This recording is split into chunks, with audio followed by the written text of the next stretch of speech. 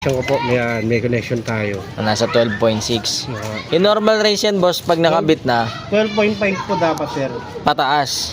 12.5 ba? Yes, 12.5. 12.5 din. May sample din pala si bossing.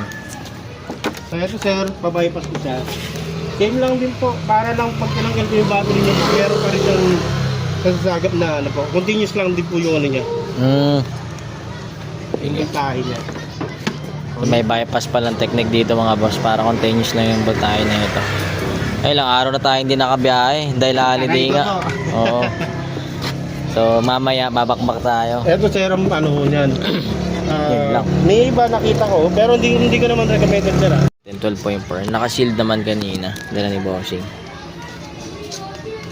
So goods naman. So may body camera din pala sila, boss. Further safety din. Hindi ko napapalitan to. Kasi sa biyahe mararamdaman ko naman yan eh. Check ko naman. So gumawa kami ng pansamantala na kabitan. Saktong-sakto mga boss. Yan. Diba? Tingnan natin, sir. Kung ano. Iniwasan natin yung mga bakal eh. Ayan.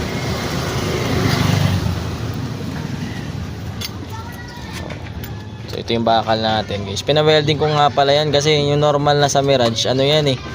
Ano? Ayan. Sakto din. Thank you, Lord.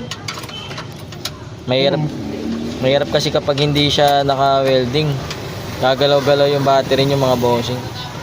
Pero sige na dito, sir, baka merong ano. Ha?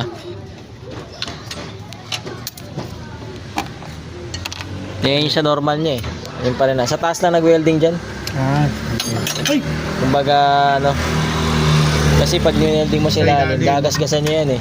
So ano yan, normal yan, boss. Ayun. Para safety lang. Kasi meron, ikaw sumunod, baliktad ang gabi. Oo. Sa ilalim ang welding. Ay, mahirap yun. Basag yung ano nun. Basag nga po eh. Battery nun. Sinabi sa akin. Ganun, ano, ganun kang may singang. Eh, sir, kasi yung welding po.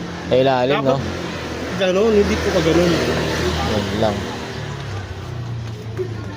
So, dapat yung welding. Nanggaling ko na po. So, yan.